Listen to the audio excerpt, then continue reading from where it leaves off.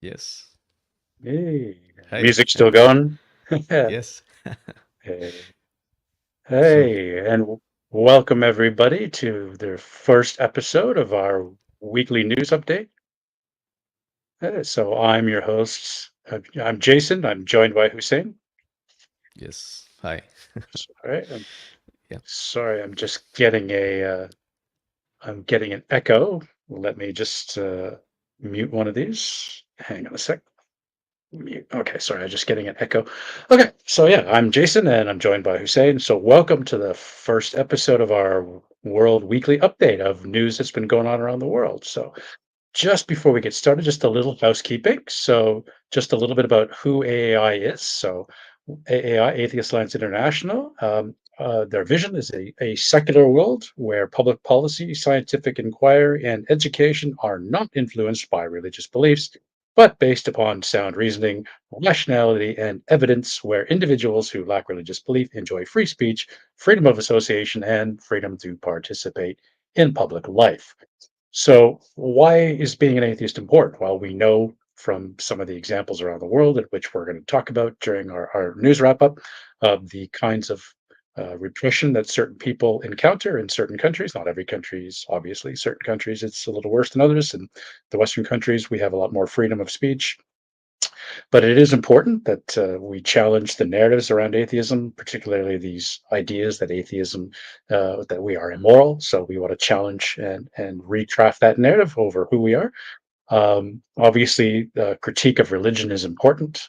We see religious privilege uh, causing a lot of problems in the world. The fights that ensue, people who have their basic human rights denied for because they're women or because they're gay or they're this or they're whatever demographic category they fall into that the religion discriminates against. Uh, so yeah, and so we're just here. We're gonna basically pick up every week what's been happening around the world. So just before we get started, maybe Hussein, just maybe introduce yourself to our viewers. Sure. Thank you so much, Jason. And we'll be called as Jay and Hussein. So I'm your Hussein. So just to stay sane with some beautiful thoughts, and by wrapping up some of the news from around the world, that's what we are going to do here. So I'm from India, representing an organization that is non-religious citizens, and I come from a state called Kerala from India. So I think that will do for the intro part. And shall we go forward? Sure. Okay. Yeah. Yeah. So just introduce myself. So I am Jason, and I am the digital media director. And so I manage the blog and I host the podcast along with Hussein, who also, so that we co-share the blog, sorry, the podcast. Sometimes he hosts, sometimes I host. So yeah, I'm going to do our first news story. So, I just oh, forgot to mention one thing that is something related to the position in AAI. That is my Asia director position. So that's something new. So that's I'm just getting used to introducing that in my profile from now on. So I just wanted to add to my intro. Yeah, please go on. stories. Okay. Yeah. Alrighty, so okay, so right into our first news story. So probably the biggest news story this week was Pope Francis invited, Mhm. I think it was 115 comedians to the Vatican to discuss. They called it the Conclave of Comedians. So people like Mhm. Whoopi Goldberg, Jimmy Fallon, Chris Rock, obviously Stephen Colbert, who's is well known as for being a Catholic, Conan O'Brien, Jim Gaffigan, who's also well known Catholic, Julia Louis Dreyfus. Uh, was it? Jay, Yeah. I just wanted to ask you, when we were taking that headline from the internet, I was just the first thought that came to me is there a dearth of comedy in Catholicism or in the Bible or in that sort of Christianity? I I probably would say no. Okay, I I then would think what could well, be the because point? you have people like Jim Gaffigan, Stephen Colbert, who are Catholic and Okay, comedian. I think uh, probably like a lot of Jews are comedians as well. no, I no. think maybe I'm asking in the religion proper. Do we uh, have? Don't we have enough comedy present in the scriptures or even in the oh yes, practices? yes, So yes, yes. why would we need a comedian from outside? Yeah. Well. they don't really necessarily. I don't necessarily know that people like Stephen Colbert are attacking Catholicism. Uh, Okay. he's quite the supporter of Catholicism. But yeah, I get your Hmm. point now. Yeah, the Yeah. the scriptures themselves are, It's a comedy. and as yeah, and I've got some comedy in my book as well, where Okay. I'm making where I'm doing an analysis of some Catholic history, and and I try to put a Hmm. little humor in places. So yeah, I had there's a quote here from Stephen Colbert. He says he was joking that Pope Francis is going to beat me. Am I excited Hmm. as a Pope Catholic? And then apparently Chris Rock, sorry, Stephen Colbert joked about Chris Rock, saying, "Chris, please, for safety's sake, keep Mary Magdalene's name out of your mouth. No, we don't want the Pope Okay. come down and smacking young uh, young Chris again."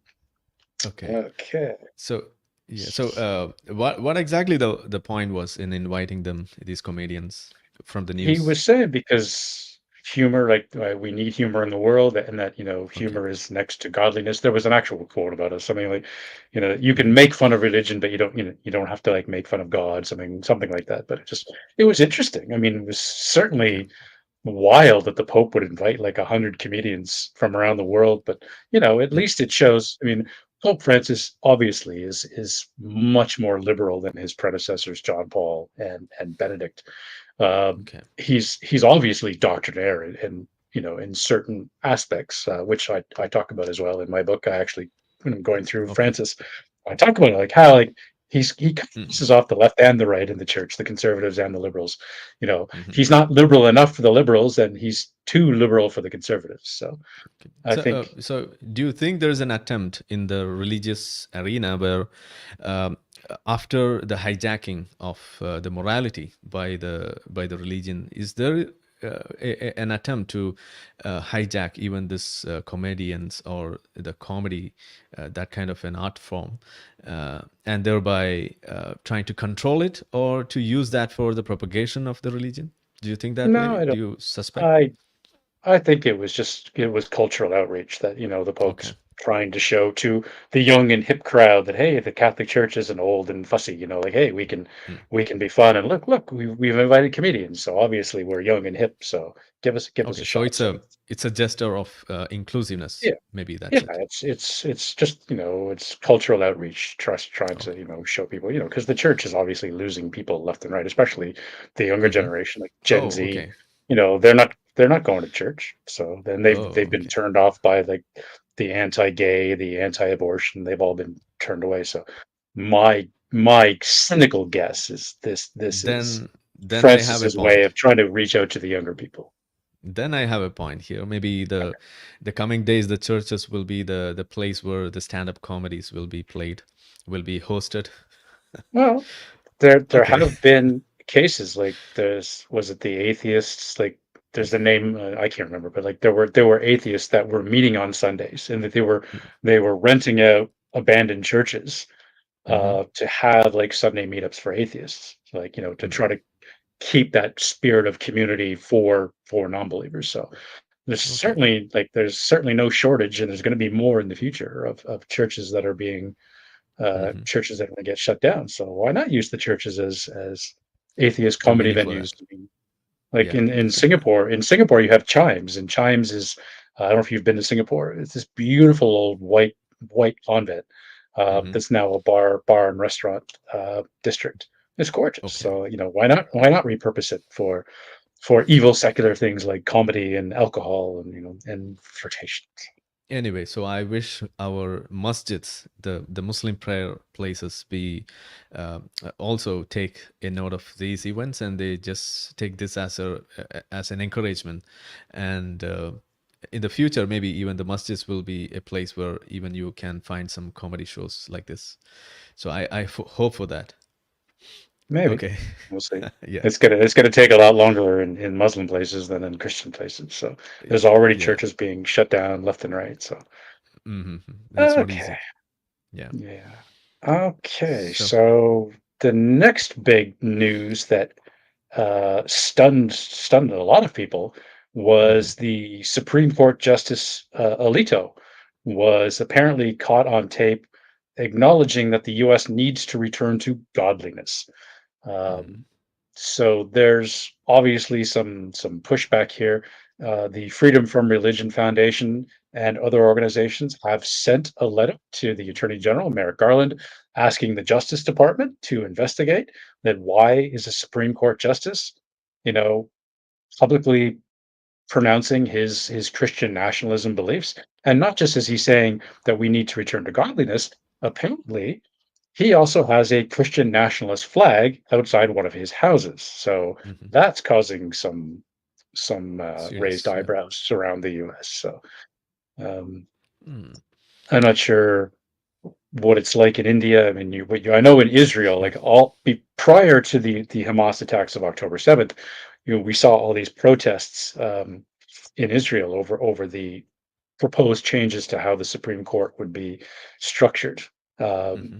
and yet we see, it's very similar to how the U.S., where they're political appointees, and that's obviously um, is a Yeah. bone of contention with many Americans, that you get somebody like Trump who stacks the court. So, and there's no provision in the, like, there's nine justices on the court. There is no provision that says it has to stay at nine. So there's lots of calls that the court Mm. could be expanded to try to dilute the Hmm. the effect that like Trump's conservative appointees have made, who in the last year or two have repealed Roe versus Wade and all of the abortion. Oh, that was one thing that happened this week too, was Hmm. the Supreme Court shot down the challenge to the abortion pills. So that was a big one this week too, because here we have a Supreme Court that has very overtly Christian sympathies, has shot down Roe versus Wade, and then yet this week has shot down challenges to the birth control pill. So I think that shocked a lot of people who were Hmm. expecting that they would have upheld that Hmm. that challenge. So that's quite interesting that they Yeah. managed to pass Yeah. that, or to reject that. Yeah. Coming from India, I can just add something to this, like a body like Supreme Court, the judges there, promoting, or they are overtly uh, they are just pushing the religious beliefs or some sort of things like that. That is something so common here, and we usually despise over such gestures made by the judges, or even we have the scriptures getting quoted in the rulings, in the court rulings procedures. So at some point of time, we have even seen some decisions being taken just because they are following by what the scriptures like the Gita or some other texts, or even including from Quran, they have cited some verses, and it's in the verse it's mentioned like this, so you must go this way, you have to be religious, or these are some of the instances where even the judges take out religion for coming to a conclusion in legal battle. And I think there's a need for a kind of awareness that should be promoted in the society, where when the people comes to these positions, like being a judge or some other secular positions, they should be forcefully secularized. We should enforce secularism, because this is strictly against what secularism is, and it is like you are promoting the religion, or it's a kind of proselytization. That's what I would say. When you Yeah. sit there And and India, when you you have a secular constitution, correct? In India. definitely, yeah, definitely. Yeah. But even then, So this happens. you guys just had an election recently. So was Yeah. there a lot of this proselytizing from the politicians going on during the election?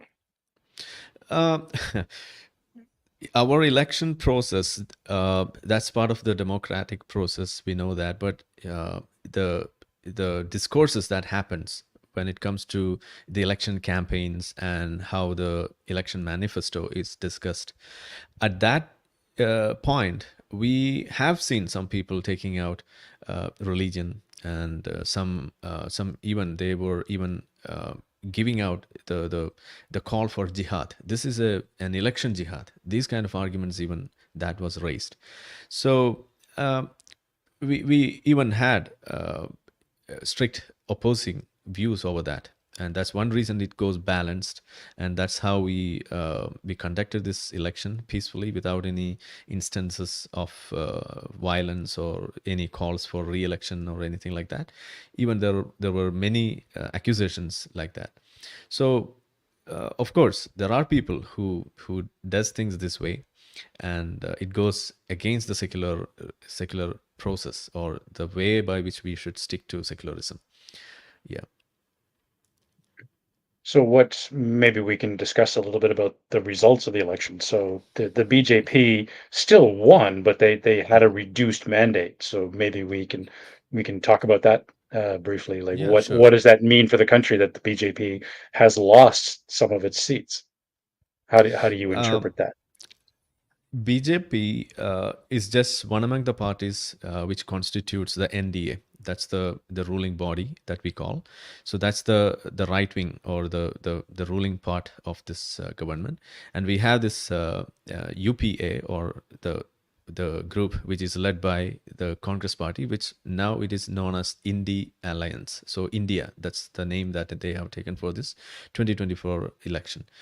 So, yeah, for BJP, they got almost 63 seats less than what they got in 2019 election. So, 63 less seats means it was around 8%, 0.8 percentage of decrease in the vote share from what they got in 2019.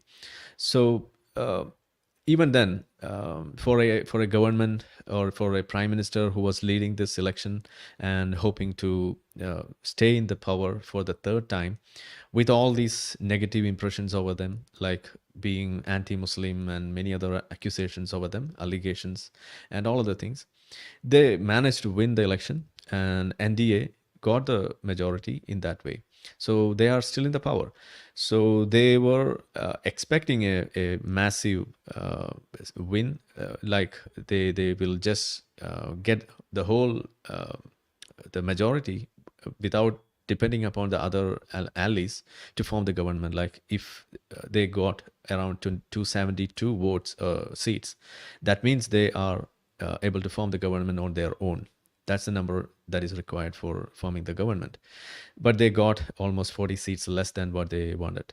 So that's the reason why they had to depend upon the this allies to form the government. But still, to form a government for the third time, that's not a small deal. It's something huge, and they managed to do it. And there's no much decrease in the vote share that's getting lost from them. Even that's just not even 1%. So um, the way the opposition and how the world sees it is very different from what the reality is. That's what I would say. They have managed to play as per the wishes of the people. Yeah. So they've lost their majority. So does that is that indicative that the Hindu nationalism that the BJP has been pushing has burned them a little bit and that they've lost some of that support? Is Obviously, that your read they on the situation? Yeah, obviously they have a tint of Hindu nationalism that they always push behind all their policies and other things. But when you look at the election campaign stage by stage, in the beginning they were totally going by the development goals and the future of India and all other things. But later on, we could even see a desperation coming to their part, and they were even trying to take some of the arguments from the past government and past leaders who were from the opposition, and they were trying to say that okay, they are appeasing Muslims, or they are pro minority, and they are trying to grab things from the Hindus, and these kind of things. Even that was heard in between this campaign process. So that have created an image of a strong bigotry which is still present in the BJP team. And yeah, so it's there. It happened even at the end, at least at the end of the campaign process. So that doesn't signal a good thing. Obviously, that was taken as a bad image for them. Yeah. So they've had to form a coalition then to form a government. So are we? Do you think we're going to see a lessening of the Hindu rhetoric as they need to soften their messaging and play play nice to get along with the other players? Definitely, that's what I would expect, and most of the sane people expect from them. Like, uh, Same we people. we were But we were also like BJP should never gain the power with a single majority for their party alone. That's what we were all expecting, or we were hoping to see, and that happened. So they were not able to form the government as on their own. So since it is now a coalition, it's a chance, or it's a blessing, I would say, that we would see the government little more accountable for the processes that they indulge in by stopping pure Hindutva agendas, or making or preserving this democracy. So that will we will see that again happening, because it's a coalition, and the opposing voices will be more stronger this time. well, good to Yeah, hear. yeah. Okay. Any other news items on your side you wanna talk about? Um, so something related to the European Union and the rise of the right wing. That's what I would like to bring in now. Okay. So yeah, so very recently that there was a parliament election for the European Union that happened, and we could see a serious threat that is looming there. That is the rise of the right wing, and such a win that happened also led to the dissolution of the French Parliament, and Macron has asked for a snap election. So now the country is going towards an election, and Marie Le Pen, that's the new leader from the right wing, who is making a big win towards the parliament election, even in the France. And now one beautiful thing that I have observed there is that, with instead of just discrediting the arguments which is being put forward by this right wing, uh, the French president Macron was using a statement that is, okay, we are taking this argument that you are putting forward, your concerns will be addressed, and we will be finding solutions for that together. So I think such an approach will stop the growth of, or the extreme right wing, that can be checked that way, by addressing the issues that is being raised by the right wing. Ignoring the, or no, failure to address the issues that is being raised by the right wing itself is the reason why the right wing is growing stronger and stronger.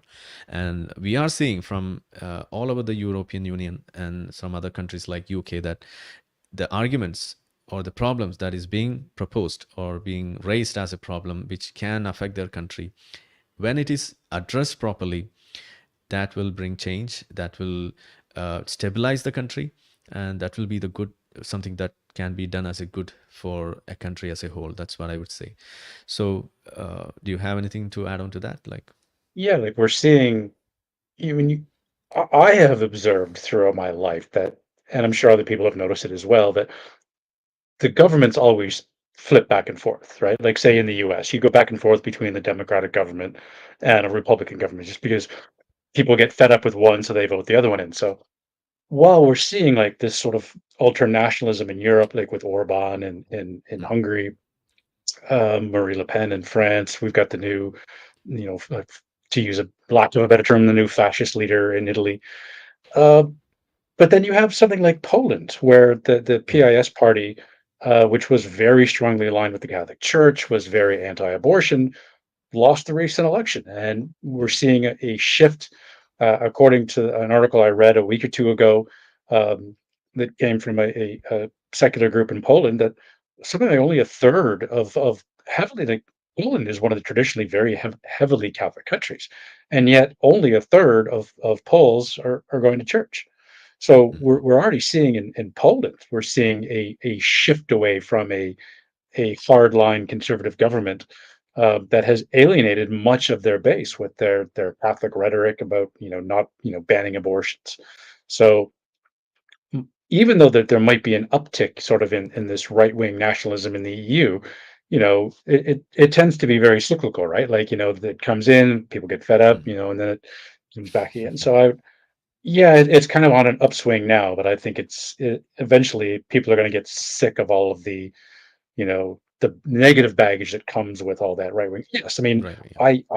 I personally agree.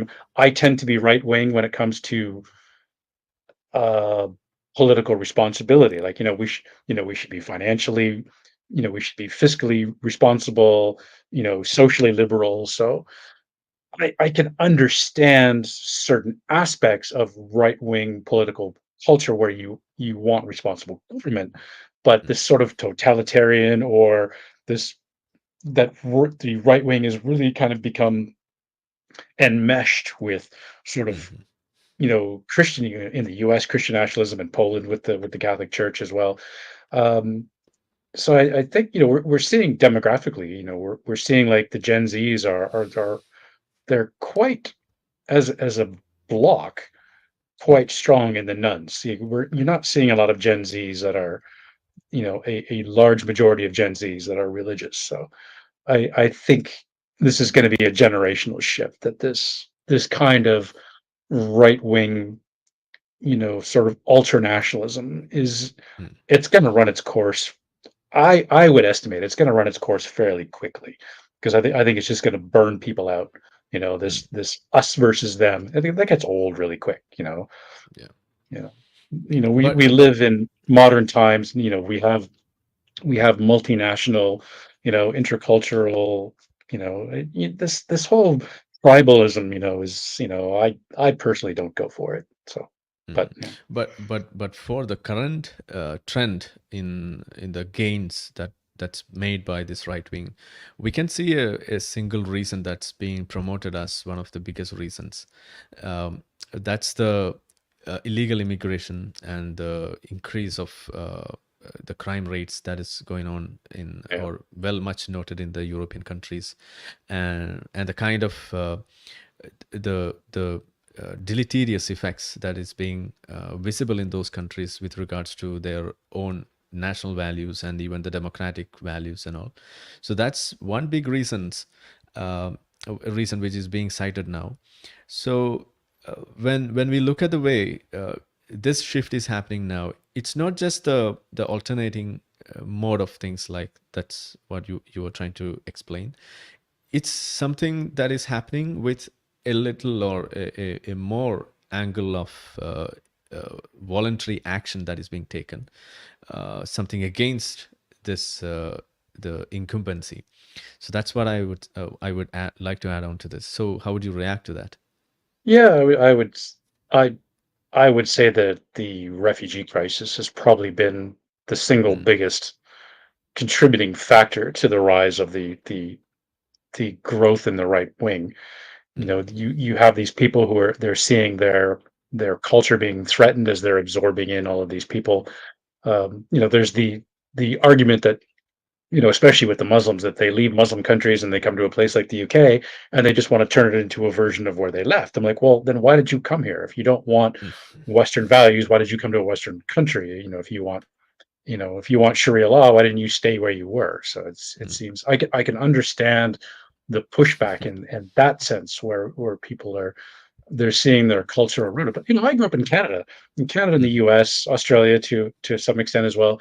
These are immigrant countries. These are mm, countries that where you have large populations of people from all over the world. Like, had I grown up in Poland and I had a mhm, Polish ancestry, then yeah, I could see how I would have a much stronger tie to that identity. But mm, having grown up in Canada, where I grew up in a multicultural society, I don't have that sort of what's the word I want?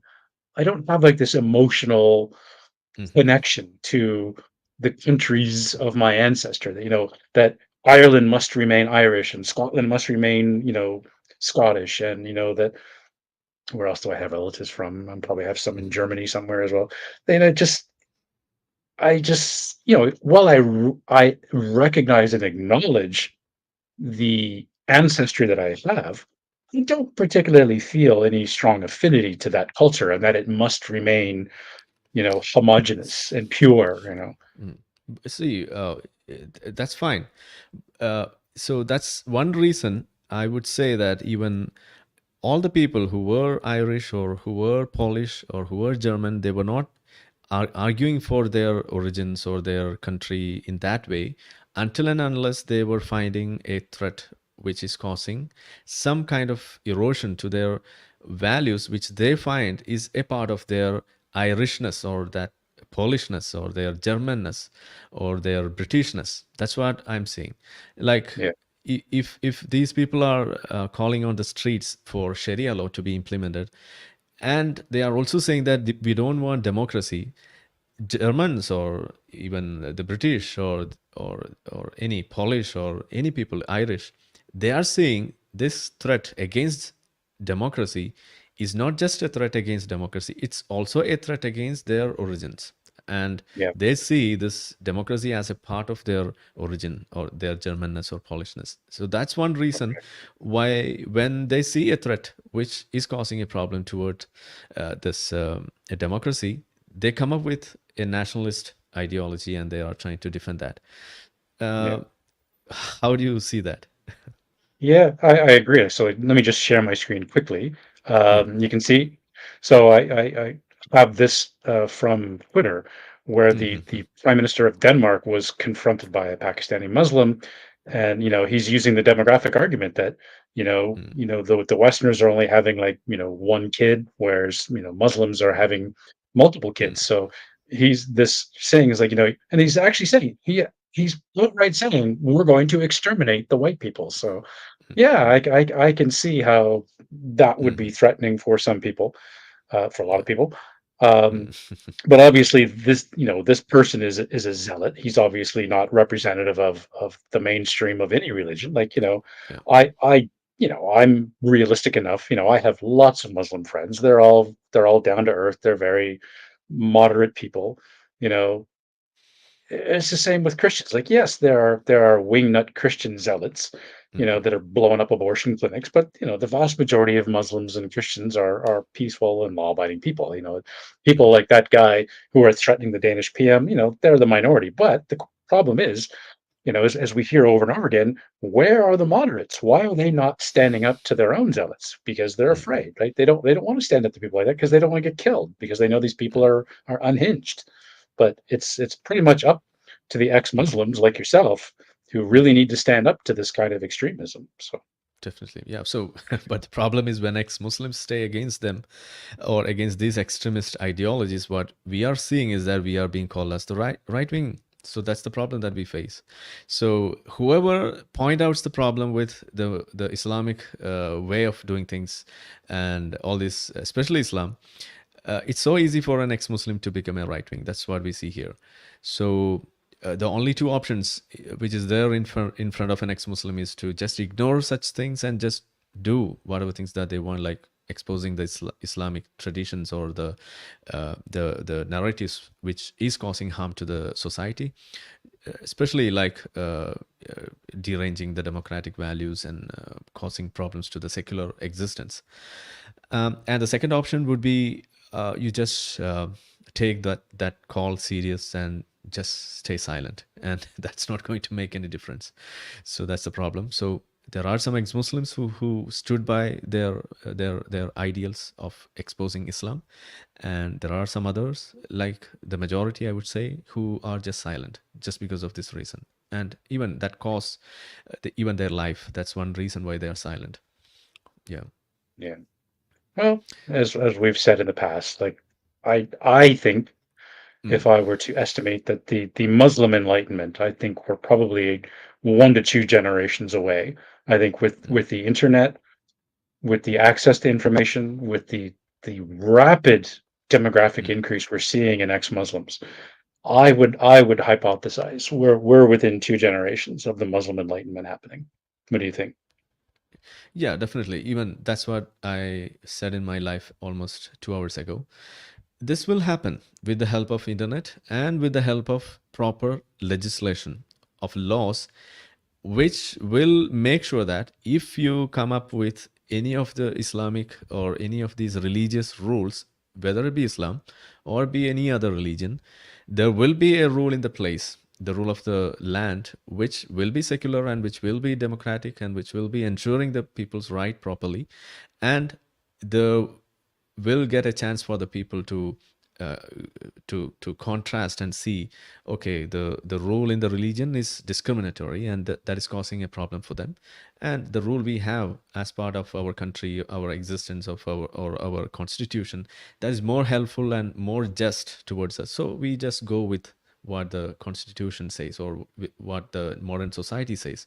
So people will get a chance to delineate between both these. But right now, as you said earlier in another news, where the judge from the Supreme Court was citing from the religion and trying to promote religion, that is creating the problem here.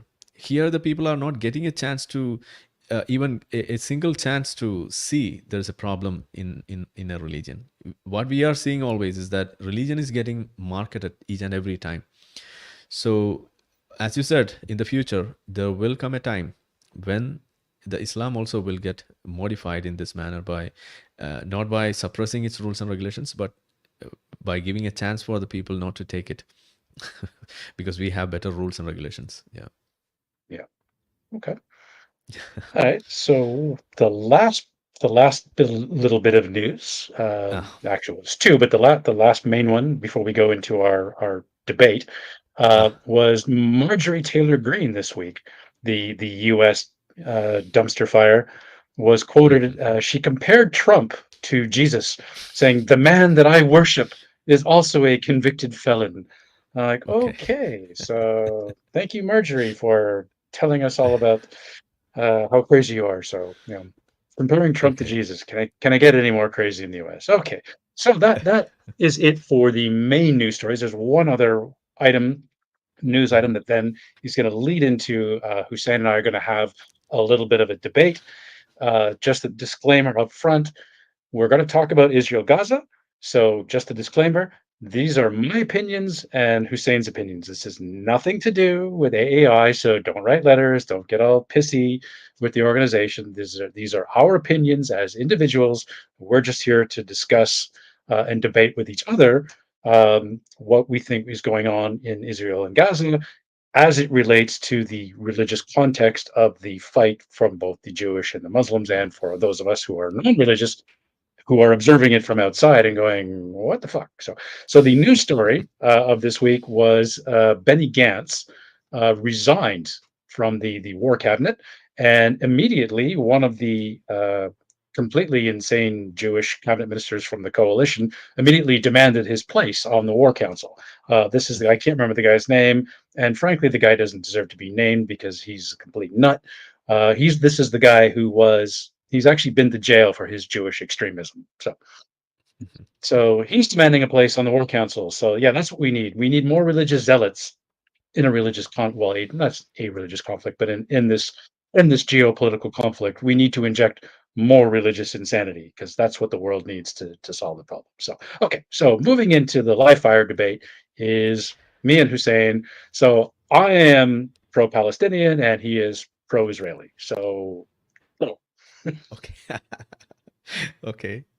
So, what do you think about the role of religion in this? I would say uh, the basic structure on which this whole conflict relies on, or what caused, even if we take the October 7th attack, even that was uh, incited by some of the religious texts or some of the religious thoughts that was harbored by this Hamas and the people associated with that.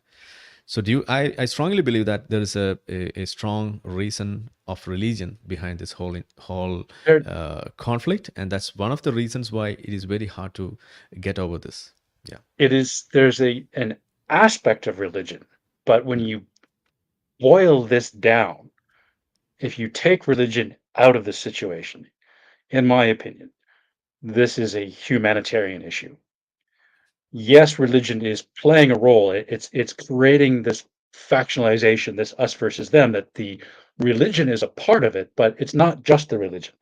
So obviously, because most of the Jews in Israel they're secular Jews. Like demographically, I don't have the numbers off the top of my head, but from what I recall, like the vast majority of Israelis are secular. It's mostly the Orthodox, the that are basically studying in the Shiva. They don't serve in the defense forces.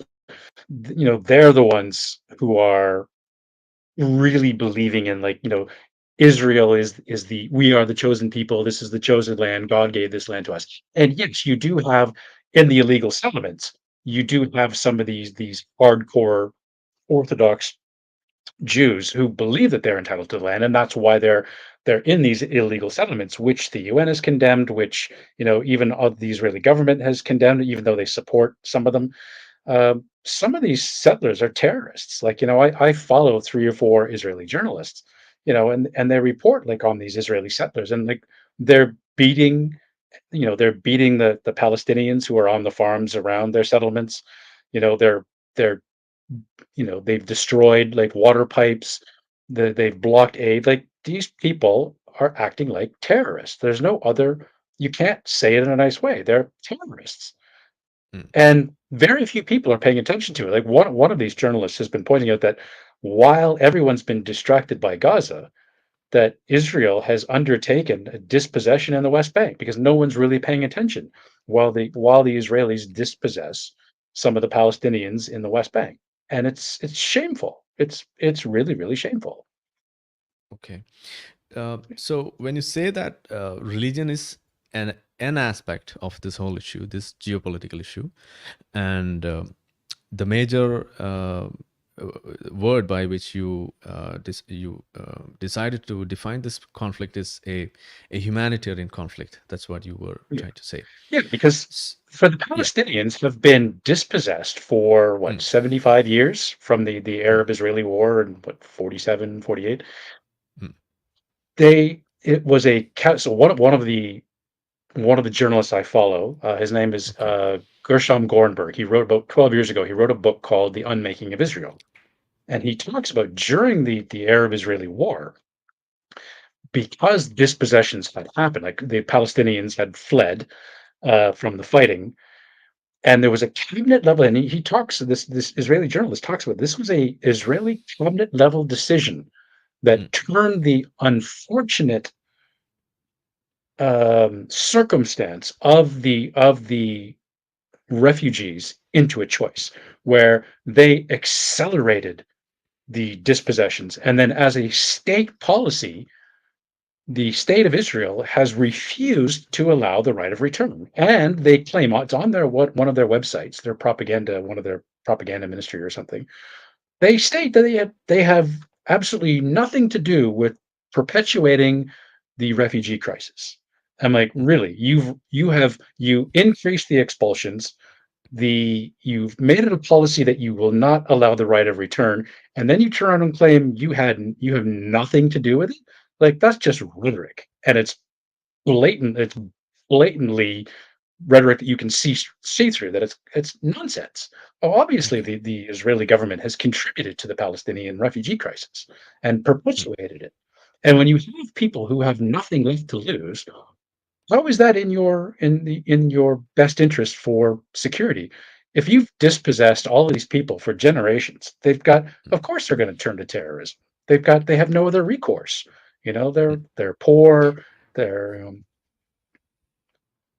I think so, there's a serious uh, a difference in the perspectives that we are seeing the whole issue. Like, I just have a question to you in that way. That is, uh, what if the Arabs, including the Palestinians, had accepted the two-state solution back in 1948 instead of going into a war with Israel? How would you see yeah, that if they had accepted that and they decided to stay as separate nations and they just start living separately? And what yeah. stopped from accepting that? Well, you've got to think about it. I saw it was an Israeli scholar, sorry, a Mm, Jewish scholar he studies in depth the Israeli Gaza conflict. And I saw he was on a podcast that I saw, and he was saying, like, how would you feel if, like, somebody came to your neighborhood and said, just give us your land. We're taking it back. Yes, we lived here 2,000 years ago. We're coming back and taking it back. So, and this is why I say this is a humanitarian issue. It's a humanitarian issue on both sides. because back in the 40s, you obviously have the Holocaust. Jews have suffered anti-Semitism for centuries, generations, if not two full millennia. Yes, they suffered, and that was the whole point of the return to Israel, where they have a place they could live. So there's the humanitarian aspect for that, but then there's the humanitarian issue of the Palestinians. Like, why should they be forced to give up? There's a quote from David Ben Gurion, the first prime minister of Israel, who says, "Why should they give up their land? You know, who are we to them? What they see is we came here and we stole their land." He says their prime minister stating this outright, that we came and we took their land. So of course they're going to be annoyed, But and that's why I see religion plays a role in it. Yes, because the Palestinians are Muslim and the Israelis are Jewish. So yeah, there's that aspect of religion that plays into it. But really, what it is, in my opinion, is it's this humanitarian issue that the Jews want to live in peace, the Palestinians want to live in peace. so So is yeah, so isn't there a problem there? That is, when you say that, who are Israelis who are coming from various parts of the world, um, escaping from their that Holocaust and other humanitarian issues, and they were trying to come to this place, thinking that they were having this land from the past for the 3,000 or 2,000 years. So they have a hold onto that place, and that's a land which is obliged to them. So that's the way they were seeing that part of the world. And so when we say all this history, there's a basic difference there. It's not the Palestinians who are giving the land or who are selling the land to Israelis. That's one difference. The ruling body over this region was the British mandate, the British themselves. So they were literally giving the permission for them to settle there. So how come that becomes a problem with Israelis and Palestinians? It's a problem with the British and the Israelis, and they agreed to that. So that's how they got the land there, and they purchased it, and they decided to be there. And even after that, when it comes to a solution, so I come from a place where we had this India Pakistan partition, and we know how that happened. Pakistan was part of India, and that was partitioned just because of a need that arose out of religion, which wanted for them for a separate state for just for those religious people, for Islamic people or the Muslims. And that's how the partition was made happening, and Pakistan was made. So I know, or we know, how this partition happens, and how that affects the people. And that was made by whom? It was not partitioned by India. It was partitioned by British that day. So now we are trying to live peacefully, and we hope that one day we will be in peace, and that that will that's obviously, yeah. you remind me of an interesting point. Mm, There's a book called The Silk Roads by Peter Frankopan. So if people love history, this is a great book. mm, He's an Oxford professor, and he talks about the history of the Silk Roads, um, and he brings it like right up to today. And mm, he has a section, and if I do have this wrong, I apologize, but I'm pretty sure it was in his book. He was talking about the post World War One, with the British mandate, the promises that were made to the Jordanians, to the Iraqis, that had the British, the way they carved up the Middle East, had they kept their promises, we probably could have avoided so much of this geopolitical nonsense, right? Because yeah, true. the way Jordan and Iraq and Iran, like the way territory was shifted around in the deals, like it was Even like India, Pakistan. The Kurds got shafted. Yeah, the Kurds got shafted. Jordan got shafted.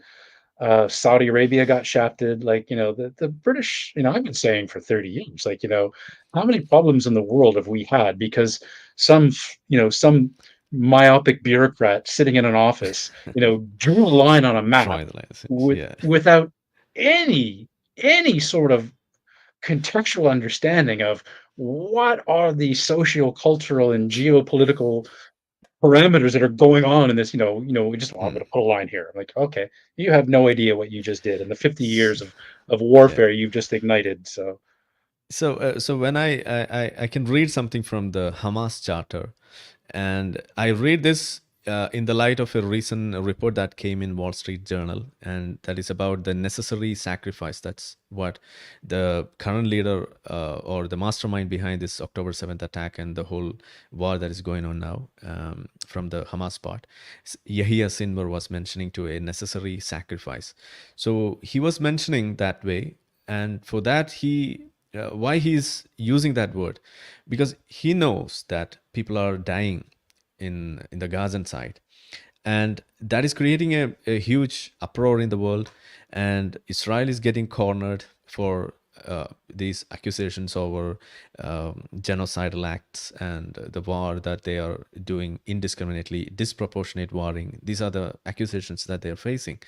So even then, when Israel, out of all these cornering attempts, Israel is trying to do something, a kind of war, which they are trying to limit the number of the deaths that is happening over there, despite Hamas warriors or Hamas soldiers who are fighting in civilian dresses and then getting killed and counted as civilians. That's again one different one among the aspects which is happening over there.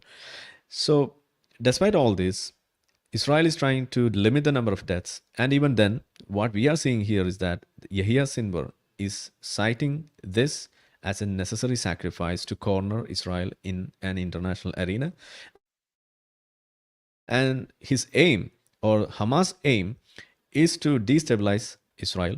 That's one thing that he is saying. And as per the Hamas charter, what it is written there, it is Israel will exist and will continue to exist until Islam will obliterate it, just as it obliterated others before it. This is something what is written in the Hamas charter. And it is not Palestine will obliterate it. It's not Hamas will obliterate it. It is Islam will obliterate it. That's what it is written. So Yeah. when you say that this is a humanitarian issue, of course, it's a humanitarian issue. It's a humanitarian crisis which is going on. And the people affected are the innocent civilians of both the sides. And the huge war expense, which could be used for humanitarian purpose, even that is adding to humanitarian crisis, which we could have spent for alleviating the poverty in other places. Okay, so when this is said, Islam will obliterate. I am saying is what I'm saying is the religion is playing a crucial role in perpetuating this humanitarian issue, which is limiting the chances of an end for this war. And even now, finally, what I'm trying to add is, uh, as I had some discussions with a few of the Israeli friends over internet and some other places, what I'm hearing from them is that they are now not okay with the two-state solution. Now they wanted to control Gaza or Palestine as a whole, just because if they agree to a second state as it happened, or they were trying to do in 1967 or 1948, they are expecting another October 7th, which will never end, and which is already explained or which is expressed by some of the Hamas leaders like Hania and some other leaders like them. So, how would you say that Well, I think religion is just a religion part? I think religion has been weaponized in this fight. Mm, That mm, again, it comes down to people just want to live in peace on both sides. They both want to live in mm, peace. The Jews want to live in peace. The Palestinians want to live in peace. The religion has been weaponized to try and solicit support for these poor, downtrodden Palestinians, from these surrounding Arab cultures, which is what led to the Arab-Israeli war. But again, you make the point: Islam is going to crush. This mm, this is coming from an extremist terrorist group. But I'm a historian. I study religious mm, history, nonstop. Now, mm, the after the Arab conquests, mm, the Muslims have been in control of Jerusalem and the Middle East, including all the way over to Andalusian Spain, mm, had control of that region. So from 600 to say the expulsion in Spain was 14, almost 1500. So 600 to 1500. So that's what, 900 years plus from 1500 to now, but not in Spain, but in North Africa. mm, So you've had 1200 years where, and, maybe say plus or minus 100 years where you have crusader armies in charge of Jerusalem. mm, But for roughly 1,200 years, you have the Muslims who are in charge of Jerusalem. mm, The Jews that were still the Palestinian Jews that were still living there were not being annihilated. There was no genocide. The Jews who were living in in Andalusian Spain, you have Jews and Muslims like living together in harmony. You have Maimonides, who was from Cordoba, who was the court physician to Saladin in Egypt. mm, So for over 1,000 years, you have Jews and Muslims living together in peace. And so when Ferdinand and Isabella, when they issued the edict of expulsion in Spain, and they kicked the Jews and the Muslims out, a lot of those Jews, some went to Europe, but a lot of those Jews stayed in Muslim countries, like in the Ottoman Empire, mm, where the Sephardic Jews were treated way better than the Ashkenazi Jews in Europe were by the European Christians. So you had 1,200 years where the Muslims, if the Muslims really had wanted to wipe out the Jews, they had 1,200 years to do it, and long before modern social media, where they could have done it without all of the modern scrutiny. So why mm, didn't it happen? Why didn't they? Why didn't the Muslims wipe them out? mm. So the counter point towards this is something as a question. Do you think that the Arab population that who are existing in that area, that is the current Palestine and the neighboring area where we call as the British Mandate, were they a permanent population there or a nomadic population who were traveling from one part of the place to other, and they were just leading a nomadic life?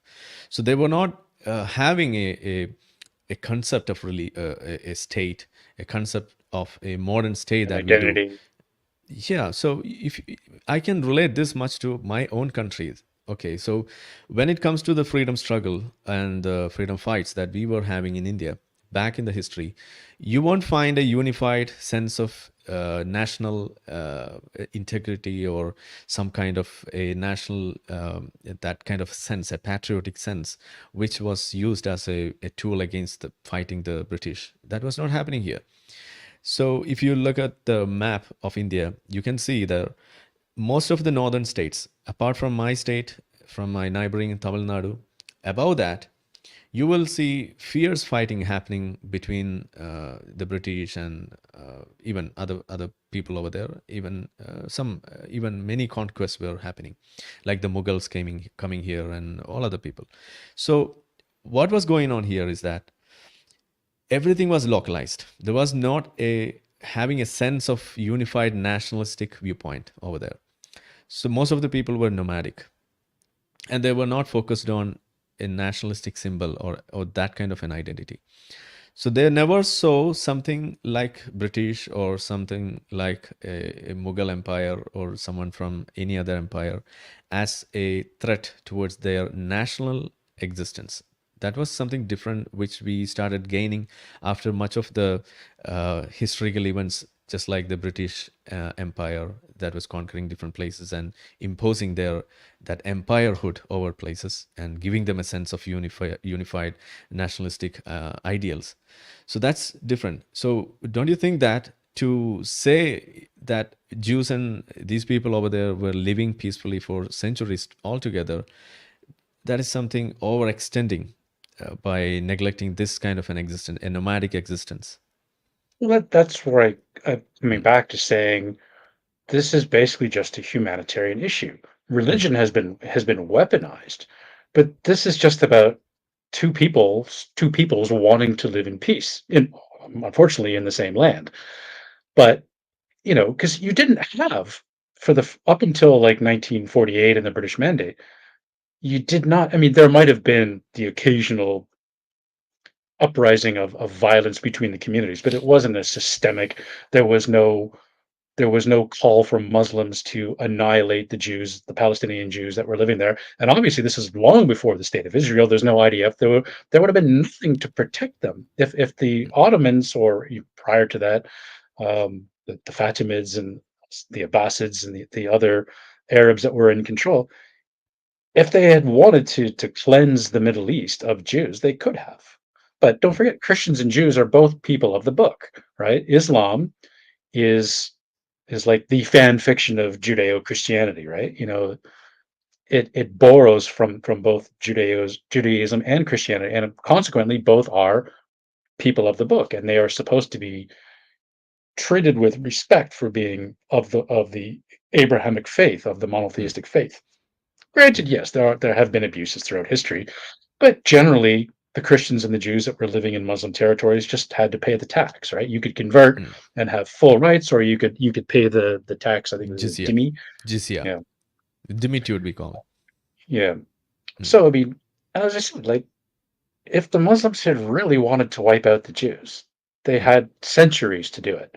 This is a modern geopolitical struggle mm, that has used the differing religion as a way to weaponize the rhetoric.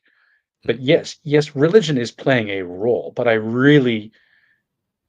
think it's distracting from what is really important. That the religion is getting in the way, and mm. that's causing problems. Whereas if we could take that off the table, Okay. and again, the religion is playing the same thing for the Jews. The Orthodox Jews, this is my land. God promised me this land, therefore Mm, we're entitled to it. So that's playing that's a huge problem too. Like people who think they're entitled to the land mhm, because some ancient scripture says they're entitled to it. Like that's dangerous. mm. But there's another difference when we say this. Like a normal, ordinary Jew saying this statement, and the official body who is representing the Palestinians saying or upholding the religious rhetoric, that is different.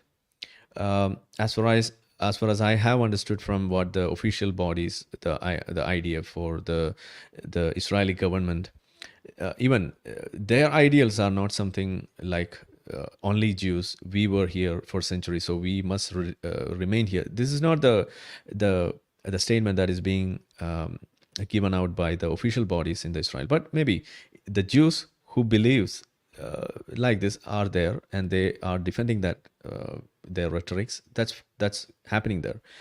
But when it comes to the side, when we agree that both the sides have this kind of religious rhetorics, the Hamas side or the Gazan side, they are proclaiming that rhetoric as an official statement, which is even written in their official charter, which you cannot find in the charter of the Israeli side, where they are upholding the values of coexistence, democracy, and we are even seeing almost 20% of Arab Muslims living in Israel with voting rights, with all other rights, just like any other citizen over there. And not just for the religion, even you can see atheists living in Israel. The gays are living there without any such problems that they might find in by when they are living in an Islamic country. So these are the differences. That is the religious rhetoric upheld by a official body from both these sides. That is different here. And even when we see that here again, the side on this part, that is the Hamas side, the Gazan side, they are even losing a point there. That's what I'm saying. Yeah, I agree that Hamas, it's a terrorist organization, so of course they're going to have a terrorist charter. but But but the most people on people the won't agree ground, that they are a terrorist But organization.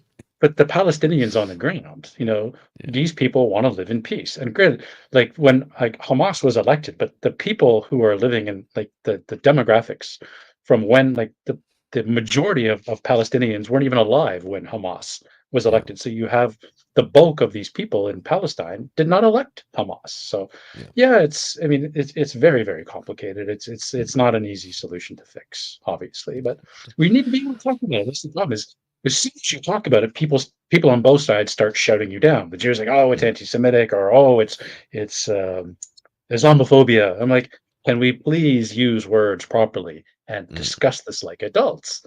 How are we Yeah. gonna? This is a complex problem. If we just Definitely. get shouted into silence, we can't. We're never gonna fix anything. So Yeah. For anyway, that, it's yeah. for that reason, I'm very happy for addressing this elephant in the room, because this is a subject where people who try to say something that is from the part of the Israelis being called as Zionists, and they are shut Yeah. away from the Well, discussions. And I have yeah. observed two strains Mm, of Jewish reaction. There are those Jews who immediately see any criticism of Israel as anti-Semitism, which Mm. just tells me they don't know what words mean. Because Yeah. anti-Semitism means you hate Jews. Criticizing a Mm. state policy doesn't mean you hate the people.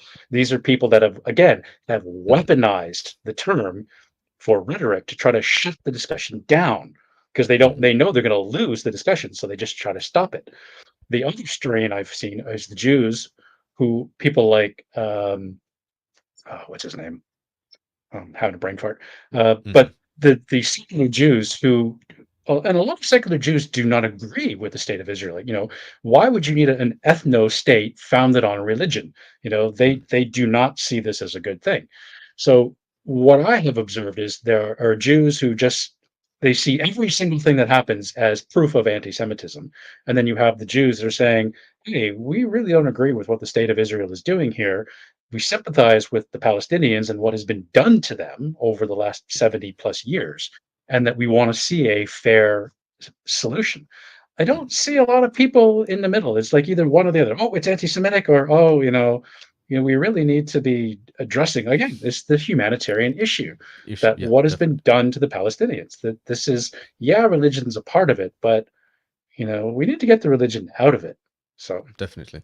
So let's yeah, let's hope these discussions like this will bring some light into the people, whereby they can find the reality and thereby um, address the core issues and just stay away from this religion, which could be weaponized in even creating humanitarian issues like this.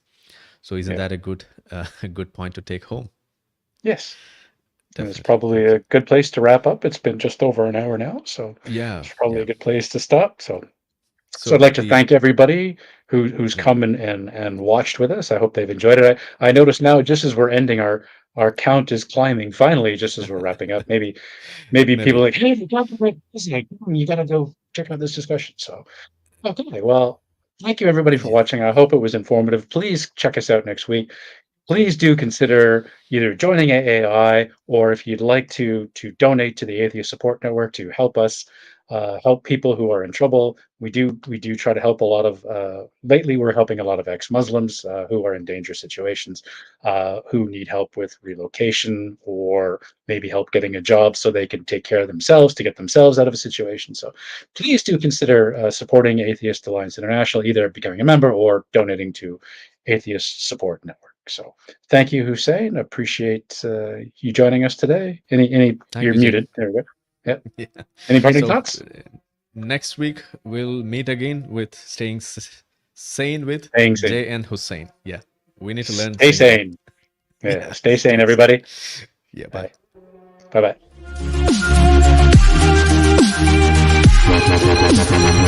bye.